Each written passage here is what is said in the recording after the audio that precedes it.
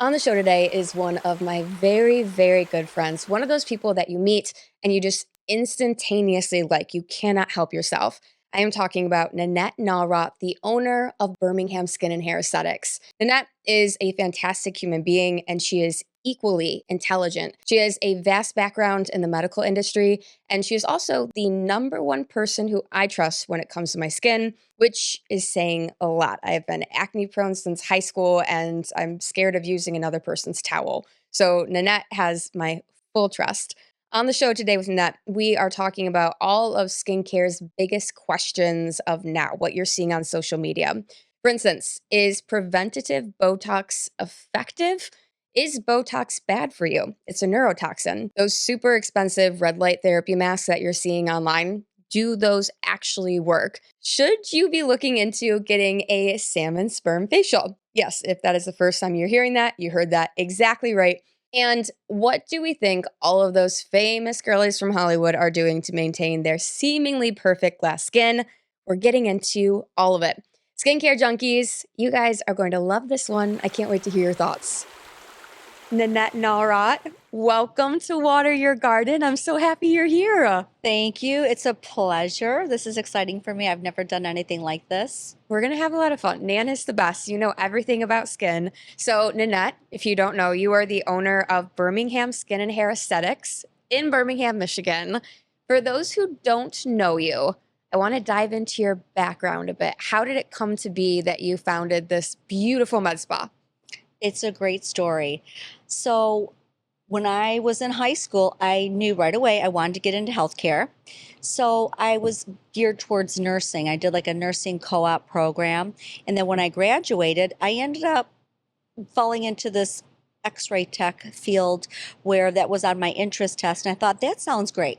Sounds a little more technical, but still healthcare. So I was an x ray tech for about 11 years at a big hospital. And then as I was moving through that field, kind of maxing out on different opportunities like mammography and things like that, some of the medical residents said, why don't you go to medical school? And I thought, I don't know, that might be a stretch for me. I didn't think that was something that I could do, but I thought I'm going to give it a try. So I did pre-med. And then when I got finished, I took the MCAT and I just looked at my age and what I was looking forward to in life, like family. And I thought, you know what, medical school is a lot. So I fell upon the PA profession, which ended up being perfect. So I applied to PA school, U of D Mercy, and I got in and I did that program, got my master's. And my first job out was dermatology at a very heavy aesthetic practice in Bloomfield Hills. But I did all the traditional medicine there, all the acne and the warts and the psoriasis. I was part of all the Botox and whatnot, but I wasn't the one, only the physician was doing those treatments. So at the same time, simultaneously, I wanted some good, crazy, nitty gritty medicine. So I was working in downtown Flint at a hospital in the ER. Mm. So ER, derm kind of combination. And it led me to leave the derm practice after a couple of years and just strictly do emergency medicine full time.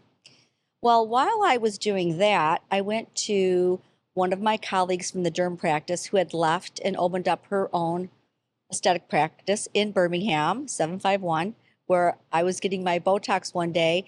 And she says, I want to retire and you're the only person I trust with my clients, or I'm just going to shut my doors. So I thought, wow, what an opportunity. But I was a little nervous because I don't know how to run a practice or a business. And, you know, I'm working in ER all these years, but something told me this would be a great opportunity for me because I was really passionate about skin. That's why I chose dermatology to begin with. And she stayed with us for about a year. And we just slowly took over the entire practice and built it. 10 years later, here we are. Wow. And she was the most amazing mentor. Little snippet about her, older woman when she retired, but I'll never forget when we worked at the derm practice, I really felt like, oh my gosh, I don't know enough about skin. She gave me volumes and volumes of dermatology books. Mm-hmm. And I looked at it and every book was full of earmarks. She had read tons and tons of volumes of books. And I thought, you know what? I'm going to follow in her footsteps. And I did. I read so much of those volumes of dermatology books. A lot of stuff's outdated now, but that's what's exciting about this industry. It's up and coming. All these trends all of a sudden prompt a lot of new research, and that's how you get good data to decide what's good and what's bad for your skin. And that's one of the many reasons that I love coming to you is that you have such a vast background in the medical field. Like you know your stuff. I feel like so many people are getting into this industry, especially in the Birmingham area, because it's such a moneymaker. But Yeah. you have been in the healthcare industry. And also, it makes sense that you say that you always want to go into healthcare because I mean, this is the biggest compliment. Nan is just like you have the most maternal energy.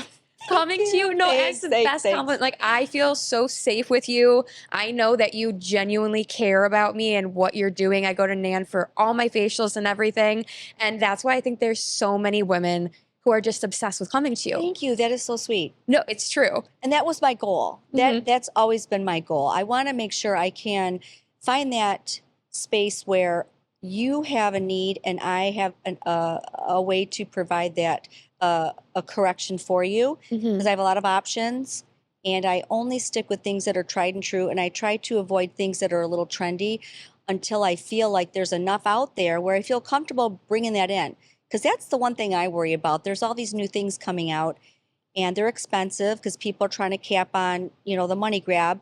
And is it really doing anything? And people are going to be taking care of their skin forever. You want to make sure you can afford to keep it up. Yeah. And you still work in the medical field, correct? In I'm addition still in the to ER running it, once a month, which is crazy. Sometimes more, sometimes less, but I'll never give up my ER job. I feel traditional medicine, I bring that to my aesthetic practice. I just feel like you have to have that combination. I do anyway, to be the best that I can be, because things will come up in my aesthetic practice that make me have to dig into my medical knowledge, something that's, kind of outside the box. And the only way to figure those things out is if you actually have if you're, you have the good background with that. So yeah, I absolutely. love it.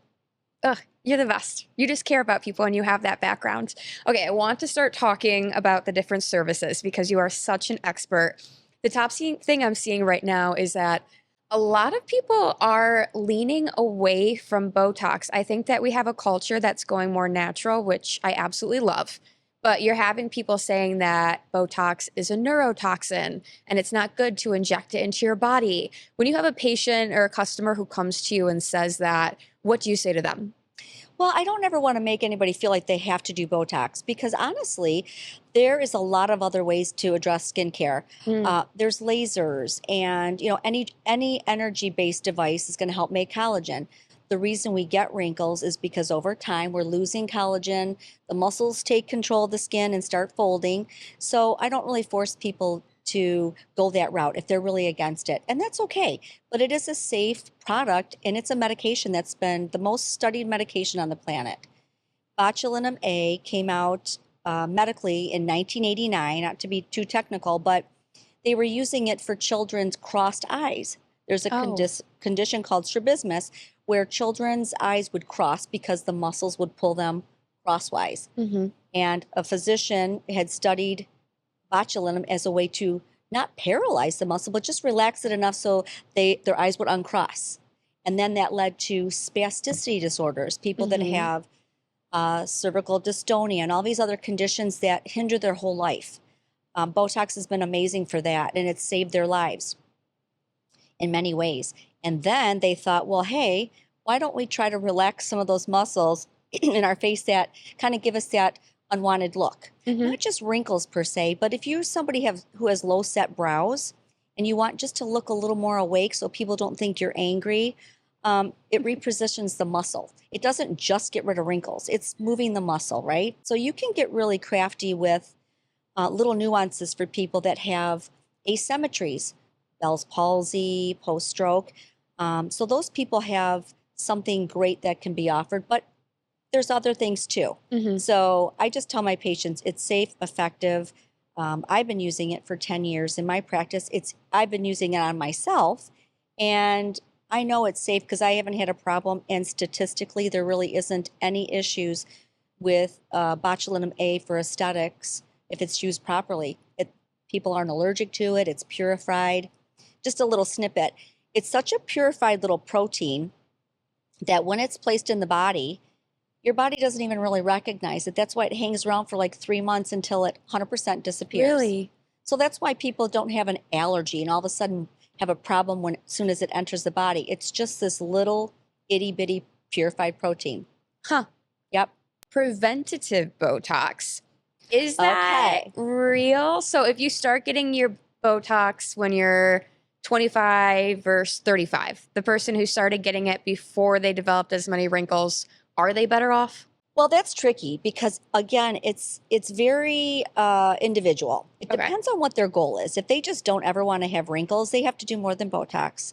So I try to get them to start a good skincare routine. A little bit of Botox at an early age is okay. If, let's say, again, someone who has low-lying brows, they want a little pickup. But there's a couple areas like crow's feet, for instance, around the eyes here. The eyes make me This nervous. is a tiny You know little that. muscle. Yeah. It's so thin and so little, and it has to work in concert with these big facial muscles. Mm-hmm. So when you're just putting it there and you don't really need it there right now, I say no, because as soon as you start putting a little here, these muscles can get a little stronger. You might get new lines in other areas down the road. So in that sense, it would actually be better to wait to get Botox. exactly. In certain areas, yes. Okay. But I have young girls that have a real gummy smile. And it doesn't matter Yeah. how old you are. If your smile is gummy and you don't like looking at your gums, 2 drops of Botox in the right muscle above the lip just brings it down and lowers it. And they're so happy when they smile. Yeah. So those kind of things are okay for young people. But I definitely try to discourage these young girls wanting a full face just for preventative. Mm-hmm. Because it's extra. And if you're going to get on that path, you're going to always feel like you need it, and it's very expensive. So doing little bits when you need it is better than just starting off with too much going on. Yeah. Yeah. That's how I feel. No, I love that. And Yeah. also when you get a lip flip or you get a little Botox for your upper lip, what I love about that is that you're doing that rather than getting filler, which Yeah. to me, I feel at this time, I'm pretty anti-filler. I Yeah. also feel like there is a bit of a movement away from filler. For What do you sure. think of filler? Again, it's very individual. I don't not like filler, but I have also tried to utilize other modalities because Mhm. there's so many now available.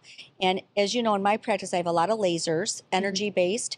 And as long as you use those properly, you can help people anti-age without having to use fillers. Now, a lot of women want filler because as they age, they're losing volume or they're getting droopy. Mm-hmm.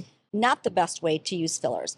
If someone has a recessed chin, that's just part of their anatomy, or they have really flat cheeks, and they just want a little tiny bit of enhancement, works great. But the patient who says, lift all this up, you can't because the collagen's not there and filler doesn't make collagen. Yeah. So I love it, but I'm very careful on who gets the filler. And the best part is when my patient gets it, I try to make sure that they stick with me. So I always know what's in there and I know their baseline. Mm-hmm. You veer too far off someone's baseline and then they look at pictures, they're like, who is that? Yeah. And they might not have a lot of filler on in their face at that time, but over years of little bits, too much over Mhm. time, a little bit will hang around in other areas. The next thing you know, you just don't have the same structure that you had before. And it's noticeable and it can be really disturbing. And then you have to Yeah. try to dissolve, which is great though. That's Mhm. the bonus. If it's an HA filler, you just take an ultrasound, you go in there and you get rid of it. Amazing. And then that person can decide, let's start over. Let's do something else. Yes. Let's do some collagen stimulating treatments that'll give you a nice tight look and a little lift. It's a journey. It's a little more of a journey. It's Yes. not inches. But if you stick with it, you will get results. It'll make you happy. Good and things you don't take have time. to chase it. Yeah. Yeah. And I feel like that's been the biggest thing I feel coming to you is that I have just been like, I want to build collagen. I want to age as gracefully and as best possible. I still want to age and show it, but I Yeah. want to keep that collagen going. So for instance, I have always had, actually, I looked back in my photos to a couple years ago. I've always had very dark under eyes. And I meant to text you, I looked back the other day at how dark my under eyes used to be before I started coming to you. And a lot of people recommended filler. You have been doing, I think I'm saying all this right, PRP and PRF underneath my under eyes. It's been amazing. And that's my own blood. Can you talk about what that is? Sure can. So think of it this way in simplest terms. Your body's the first doctor. So in an ER setting, when someone comes with a fever and the mom's trying to get rid of that fever, you got to remember that your body is trying to fight off some type of illness. So your body's the first doctor. So in your bloodstream, you have all these modulators that help heal. So how do you strategically get them to heal something that's really not broken, right? But just aging? So you draw the blood and you spin it down until you can separate those growth factors that your body uses for healing, strategically place them in an area where you want some rejuvenation, and they just start doing work right there. They just start fixing things right in that area. And as long as you're a healthy person, you're going to get great results that way. You guys, it works. I feel like I've had amazing results. They look and I great. thank you. It's definitely a huge improvement. Just naturally, my under eyes have been so dark. But I love, love, love that there's nothing foreign in my body. But it's just my own blood. Yeah. Like, I mean, there's Botox in my body that's foreign. But I love that for the PRP. Comes from somewhere, Yes. right? Any good thing in our lives, any medication, things that save people's lives, or even things that make us look and feel good, they're all coming from somewhere. But the beauty is if they're studied properly and it's been around forever, and there's really haven't been any major issues with Botox when it's used properly, it's okay for whoever's ready to take that little journey. I want to get into some of the really hot ticket skincare procedures right now because, you know, I love to talk about this one. Yep. Okay, something that Nan and I are going to try soon. I'll be posting on social media about it. I have heard everywhere for a while now about the salmon sperm facial. And I'm like looking for Connor's reaction to this. I know. We got to get him a mic at some point. It's a crazy, just thinking of the word sperm is kind of strange. And But you're why like, do I want one so bad? Well, I hear it's amazing. I hear it's amazing too, and I haven't done it on myself, but the reason why I haven't just like brought it on in the practice is because, again, I want to see how it goes. I want to make sure it's not a trend that's just going to go away, because I don't want my patients to spend this money and then it was a trend and they're like, oh my God, I did this and what a waste of money. I put salmon sperm on my face. But no, there's some research, there's not a ton, but again, this is prompting more research. And there's some articles that just came out this year and they're basing it off of, well, what is sperm, the salmon sperm anyways? What is the facial?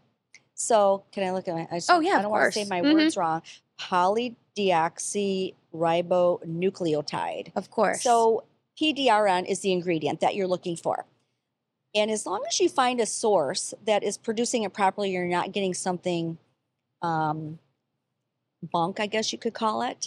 There's a company that I'm getting it from, and they're pretty well known right now in the industry, so I feel safe using their product. But it's basically something you put on topically after like microneedling, because now you have all these open channels. Your body is penetrable now in that area. So you put this product on the skin, and what it does is it helps promote more collagen and more elastin. So you get to proliferate some cellular growth, and that's what it's doing. So it's kind of like our own growth factors. These are just coming from a different source, and they're a little different than growth factors, but the goal is the same. So they're finding that there's some superpowers in these nucleotides that come from salmon sperm that kind of expedite what we already want. So I'm excited to try it on you. I can't wait to do it. I'm very excited. I couldn't be more excited. So we'll keep people updated on that. For sure. Also, I have red light mask. You're actually the person who got me on a red light mask. Yeah. I have a lot of girlfriends who've texted me and asked me, is it worth it? Do I need to get one of these masks? Talk to us about red light therapy, what it is, if you believe in it, and what you think of all these like really expensive masks. Yeah, so red light therapy has been around for quite a while. And before it was used for aesthetics, again, it was used medically, and it still is for muscle pain and deep tissue injuries and things like that. So what we know about red light is the wavelengths are variable. There's LED, then there's infrared. The shorter the wavelength, the more damaging it is to the cells. So you can destroy cells with a shorter wavelength. You lengthen the wavelength and you don't actually destroy the cell, but you get it to kind of start to proliferate new cell growth. So that range of LED versus infrared, there's a little sweet spot in there where a lot of these masks are near infrared. So that wavelength isn't too powerful, but yet it's not too weak. You're getting about 2 millimeters plus penetration into the skin, causes some anti-inflammatory response, which is fantastic for people with rosacea, acne, any kind of sensitive skin. And it helps also, in that process of making collagen and elastin in a very small way. It's hard to quantify or qualify it because it's, again, anecdotal. You just have to kind of decide your regimen. What are you putting in your regimen? If you can keep it nice and narrow, it's nice to add in there. I think it's great if you're not doing too much stuff. I think that is one of the ones that I would choose to incorporate into my regimen. And I do.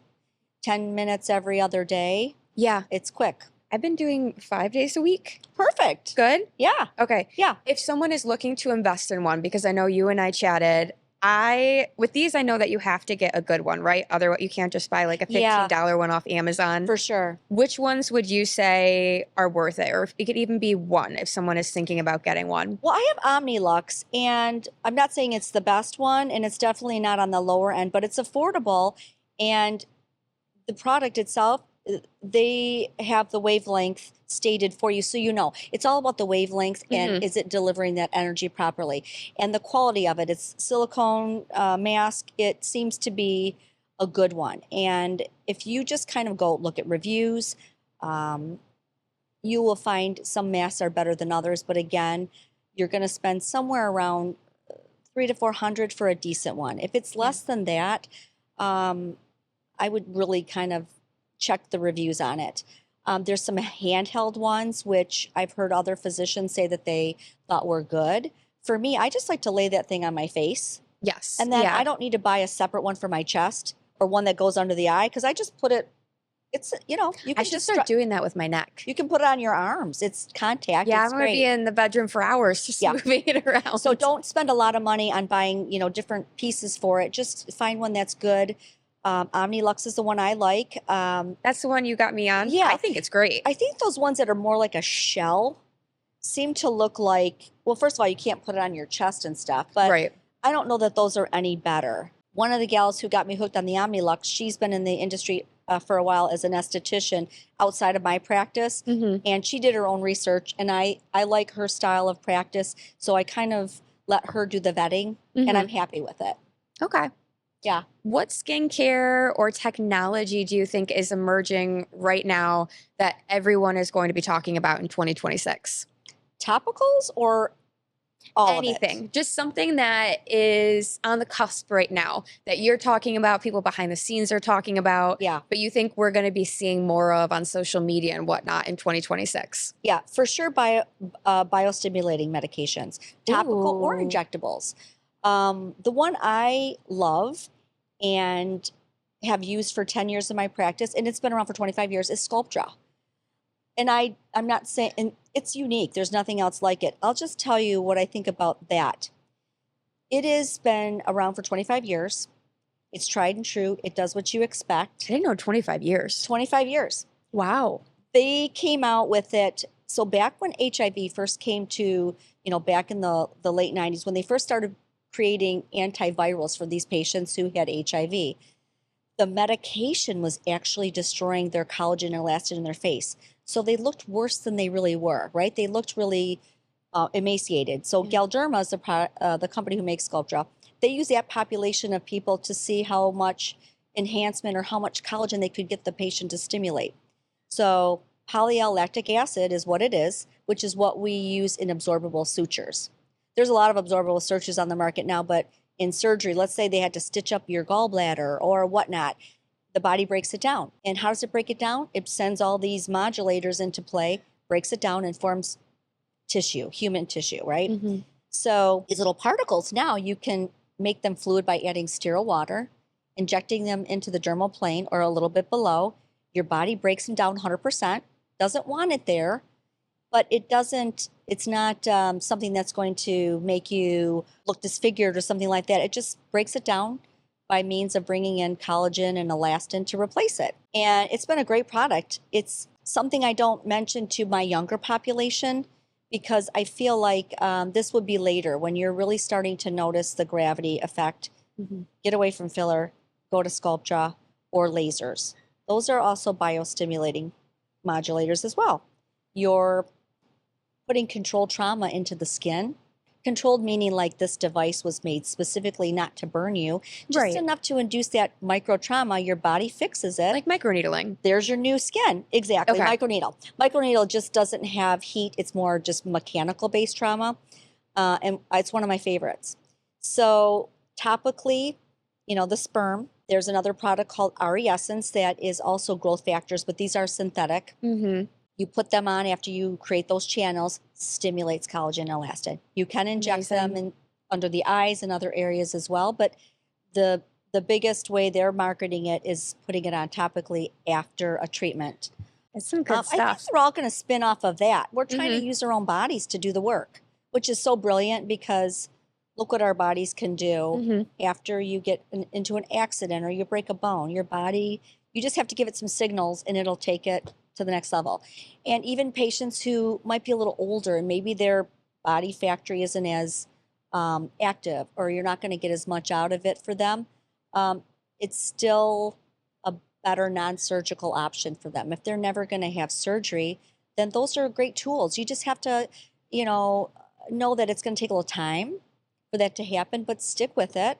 Stick with the right person who's going to watch your journey. Is this working? Is it not? How can we tweak it? Because there's a lot of options out there these days.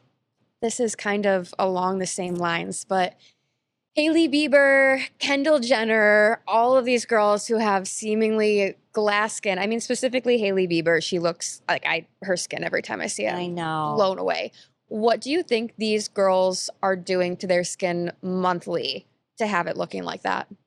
I don't have any inside intel to what they do, but I can imagine we're talking like unfiltered pictures of them, right? They look good. Just in general. What do you think? I mean, obviously they have access to anything that you would want. So what do you think they're doing? I think they get the privilege of, they don't have to worry about the financial part of it, so they can try new expensive things. And if you think about the average person, how much time can you be off work and not in the public eye at work because you did a laser or microneedling? I always run into you want to get rid of your acne scars. They don't have to worry about that because that's their job, is looking good mostly. So if they're not around for a week, no one notices. They might be getting a treatment and they can do as much as they want because they have access to all these cool things. One good thing is I feel like they don't seem to be overworking their skin because their skin looks good. It doesn't look overworked or toughened or too much of what they're doing. They're keeping it real. Maybe a little genetics comes into play too. You think a lot of microneedling, Morpheus? Oh yeah. I don't think they're doing a lot of crazy stuff. I think they're doing just repetitively microneedle, maybe a little laser here and there. Definitely a little spritz of CO2 is very popular because it gets down to the core of things. It vaporizes that tissue. You get a fresh set of skin. Chemical peels, I don't see them doing a lot of that because, there's a peeling process to that and that can drag on for a little bit. I think they're doing lasers, maybe a little Morpheus so that they always look kind of trimmed up along their jawline. Right. Or for that brow lift. Because you can start getting a little heavy brow in your late 20s. A little Morpheus is a little more aggressive than just laser. You can get some mechanical and thermal injury and it'll tighten that tissue. I've done it to myself. I've had a couple surgical procedures on my eyes and I'm no longer a candidate because I don't have enough actual tissue to trim. So I've been doing lasers and it takes longer, but literally within a year, I look back at old pictures. It looks like I had a surgical procedure. I'm not kidding. You're so beautiful. It wasn't easy. Every time I see you, you're glowing. You're so sweet. No, that's why I love coming to you as well because I'm like, I want to look like you. Thank you. You look so good. And I'm like, well, just do whatever you're doing to yourself. Well, you know who I saw recently? Like 2 days ago, I opened my Instagram and Michelle Pfeiffer took a picture in her car. Oh. This is what's cool about her. She's older, but she looks exactly like herself. But yet you don't think she's 20. You know that's a recent picture. That's her exactly doing the right things to maintain her natural baseline. Hmm. So her cheeks match her chin. So she looks identical to herself.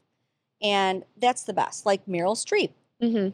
Does she have the most aesthetically perfect nose that everybody wants? No, maybe not. A little bit of a pointier chin. Her teeth aren't perfectly straight, She's but that woman beautiful. glows and Yes. looks amazing. So whatever she's So doing, true.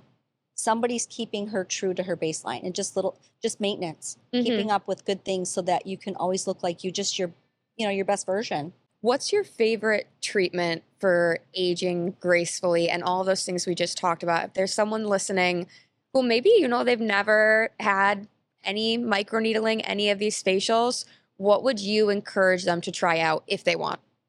Microneedle. First, yeah, Yeah. if you've never done anything, microneedle and add your own PRF. That's optional. Yes. I think it's great though, That's a game because changer. when you open all those channels up while you're microneedling, I use the plasma for the microneedle process, but those are fragile, so some of them get damaged. So I save the best part Hmm. from your bloodstream, what has a little fibrin in there, the PRF.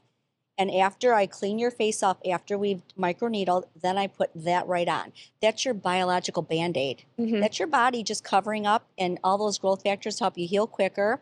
You're getting that benefit of cell turnover inside.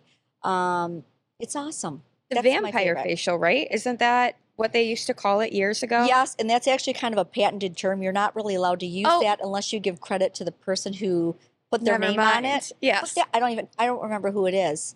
But But we give them credit. well, if you use that term and you Okay, in your don't pay practice. him some kind of loyalty, but really it is. It's just you're using blood. And you don't walk out all drippy and bloody. You literally are cleaned up nicely, and you just have a little bit of a pink hue to your skin, and that's the plasma with the little rosy tint from your fibrin that's in your bloodstream. So there's nothing else on there except your own body, which is my favorite. And everybody that does it loves it. Yeah, you do it Loves to it. me. And Yeah. you guys, I love it.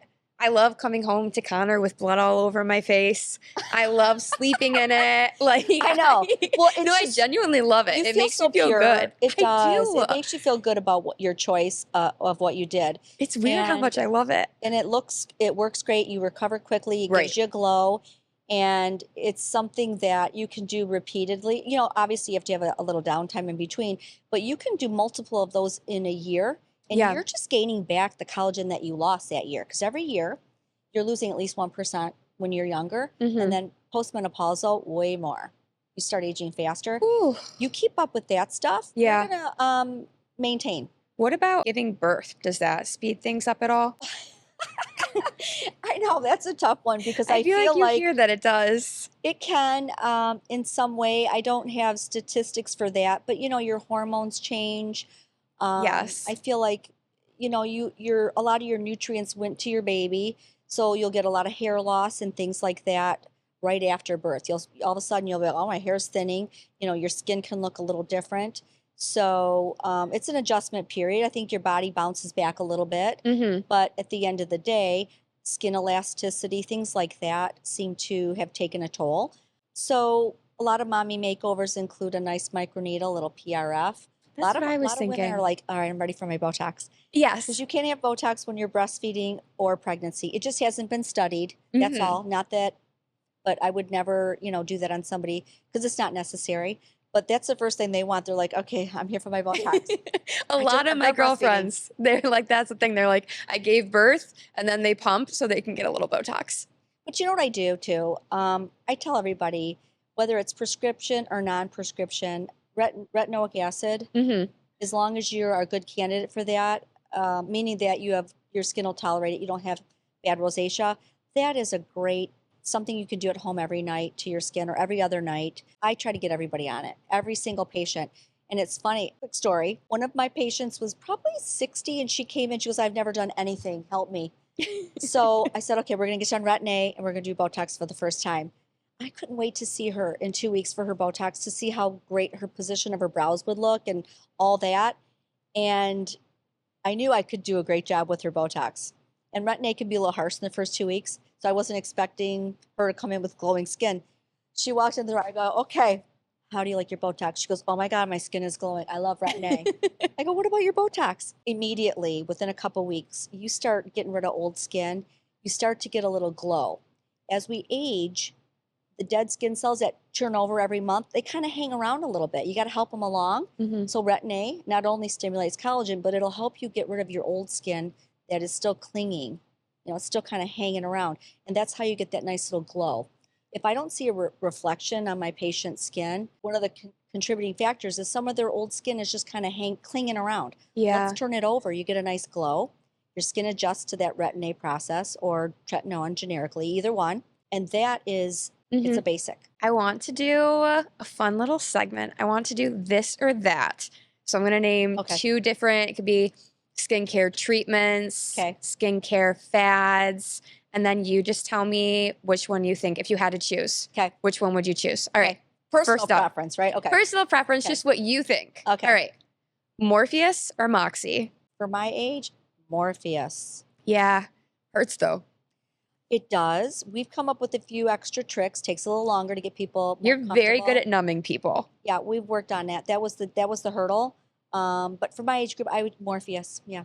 I would say the same thing. It's microneedle, but you're just adding heat. You're adding radio frequency. And if you know how to use that machine, that is the key. Operator dependency. If you go too deep, that's when people get all worried about losing fat and fat cells and stuff. What a great device to lose fat, but not for the face. But when you use it on the body, you can do some nice fat reduction and on a very small scale to do some contouring. But yeah, that's my choice. Red light therapy or Botox? Botox. You can only have one Botox? Yeah. No, I like it. We're being honest. Yeah. Filler or PRP? Oh, PRP. Yeah, absolutely. I feel like that's an easy one. Okay. Sculptra or PRP? For me, Sculptra. Ooh, okay. Microneedling or lasers? Ooh, I love CO2. I do. So but lasers? I have older skin, and I'm kind of fighting that battle. I lose more than 1%. So if I were going to pick either a skin pen microneedle or CO2, I'll go CO2. I'll do it. Your skin's beautiful. Yeah, every time I see you. Okay. Salmon sperm facial or hydrofacial? Oh, I would go salmon sperm. Yeah? I feel like hydrofacial, there's a lot of manipulating of the skin, a lot of sucking and things like that. Not saying they're terrible, but honestly, I don't know the anti-aging with that. I don't know that there's anything infusion of any anti-aging ingredients. And if you want to reduce your pores, first of all, sucking the oils out of them is not going to shrink them. They fill back up. So immediately, if you want to shrink your pores, retinoic acid, a little laser, you want to manipulate that pore itself so that it starts to decrease in size. And hydrofacial, I don't think is doing it. I think if you are a Retin-A user, you can skip the hydrofacial. If you want to exfoliate, if you're on Retin-A, you're going to exfoliate. Just use a good glycolic cleanser to help pull that dead skin off in the morning when you wash and save your money. Yeah. That's what I say. Microneedling, I think, has helped with the pore size on my nose a lot. Oh, yeah. Which have been pretty large in the past. Yeah. I think that's helped a lot. Yeah. What would you say is the top mistake you're seeing from women when it comes to their skincare and maybe facials that they've decided to try? Well, I have nothing against Ulta or Sephora, but there's a lot of, and I'll fall victim to this every day too. A beautiful bottle on my the counter. marketing. The marketing is phenomenal, but I just know that you're only going to get a good benefit out of a few things. Like what's going to stimulate collagen, everything else you don't want. I'll tell you, some of the cutest girls who have a nice glow, you know what they put on after the makeup? What? Chapstick. They take their chapstick and put it on their highlight on their cheeks. Oh, I guess I did that on the way here. See that. I did my makeup. I didn't feel like I was glowy enough today. You're very glowy. I took my chapstick. So, you know what I was saying? That's such a fun little tip. I love that. And I didn't come up with that. Somebody else did. And I thought it was cute. So I tried it and I thought, yeah, that's all I need is a little chapstick. I'm not telling everybody because you don't want to start getting milia and blocking your pores with stuff. Right. But some products will do that. If you're, using products that aren't studied well, I'm not saying everything has to be medical grade. But the reason medical grade product lines are expensive is because those companies have spent a lot of money and resources getting the studies for you. Here's our biopsy of your tissue after 6 months. Look at your collagen before, after.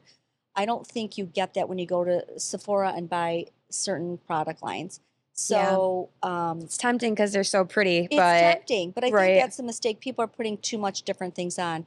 Beef tallow, I don't know. I had a gal come in and she was so shiny. I said, what are you putting on? She says, a beef tallow. That's been going on. And I try to see what everyone's saying about it. Most people say save it for cooking. A couple people said, great, it's a winner. But this is the key. It's prompting more studies. People are excited to find out, does it really work? Because how easy is that? Beef tallow, you can just buy it, Oh, that's what's on my easily. body right now. I know. Mm-hmm. So let's see what the studies say before I dive into really recommending it. Yeah. I already know what does work. Mm-hmm. I'm excited to see what is going to come out of what we learned about other things coming up, like the salmon sperm and stuff like that. For instance, if I could just use an example, like the GLP-1s now. Right. This has been for diabetics. All of a sudden, look what it's doing for all these people who are non-diabetic. It's been there forever. We're just figuring out now how else to use it. Mm-hmm. So like anything, good research and data collection and kind of just giving it time to make its way through, different trials and whatnot, then you can see, a bigger population of people that it's working on. Yeah. And then you feel more secure spending your money on it and actually using it. Because let's face it, you have to pick you can't put 100 things on. Mm-hmm. You have to pick just a select few things that you know are going to work. So for me, it's retinoic acid. I feel like I want to save my patients money, so I try to give them prescription. I have a couple pharmacies that really try to give them, the best prices, dirt cheap, whether it's generic or brand. You're so kind in Try that to run their way. insurance because that way they'll use it. And vitamin C serums I think are phenomenal as long as you don't combine. You do that during the day. So antioxidants. And my big takeaway is do not try to buy a product with sunscreen in it. Separate your sunscreen. It's great if it's tinted because now it's makeup. For me, I don't have to wear foundation. I wear tinted sunscreen, but it's been shown that if you have like a makeup or a lotion with sunscreen in it, and it's supposed to be a lotion also, you're not really getting enough benefit from the sunscreen. Right. So it has to be a higher SPF, right? Yep. Well, it's not even so much the higher SPF. It's all about reapplying, really. Mm. The higher the SPF, the longer you can go without reapplying, basically, is kind of what I got from my dermatology days. So the higher the SPF, you can go a little longer before you reapply. But every 2 hours, really, if you're beaching it, you're on the beach, just grab it and at least get your face covered every 2 hours. Yeah. The body, I mean, of course, but, who can resist a little tan in Michigan? Yeah, I mean, you gotta have a little fun. You have to have a little color. Yeah. Nan, I love coming to you. I know that so many people after hearing this episode are going to want to come to you. You just have such a vast knowledge. And really, I've never worked with someone who cares about people so much. Like even going into how you're always trying to save people money. I just trust you and respect you so much.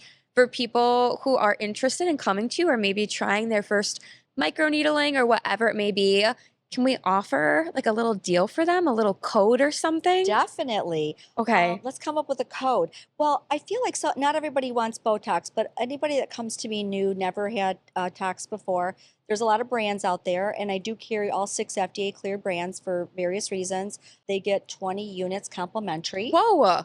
And you're too generous. Well, no, I'm happy for everyone, but you're so nice. I feel like, that gets one area. That gets one area, or we can divide it out a little bit. I would love to treat people to that for a good start. This is going to be great, you guys.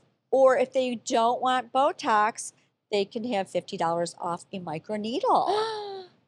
Microneedle is my favorite. If you haven't done it. Estheticians, I do it. All my the other PA and NP in my practice, Irina and Danny, do microneedle. But our esthetician, this is what makes me feel so comfortable doing all the different things that I do is because my esthetician, I don't even have to think about what she's doing. She's been doing it for 27 years, and she's the bomb. She gets the results. Yeah. She's fantastic, and her skin's amazing. She gets you take her on vacation. Yeah. She's under a palm tree with a hat, sleeves, and pants. And I Good looked for at her, and we're all in the pool waving to her, and she said, "If I see any of you on my schedule, I'm canceling you." She's funny, but she's the real deal with skincare. She doesn't push that envelope too far at all. She stays in her realm, but she is the top. Like I let her go farther with skincare than I would anybody else that is not experienced. Meaning like a CO2. She knows the upper limits. My Hmm. collaborator is a plastic surgeon, and she's worked with him when he comes in to use my laser.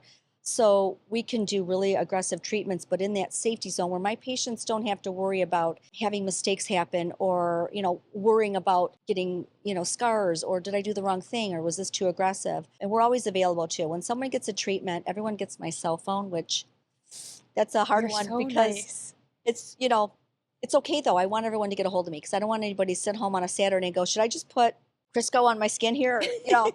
So my patients that have laser treatments, call me on a Sunday if you're having an issue.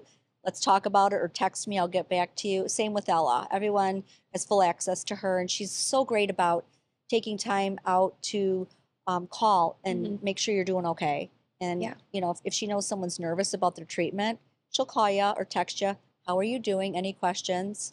And we're busy, so it's hard to keep up with everybody. But our patients are really comfortable with knowing that we got them. We got You're their back if they're having issues with their treatment, so they're not left to Google, you know.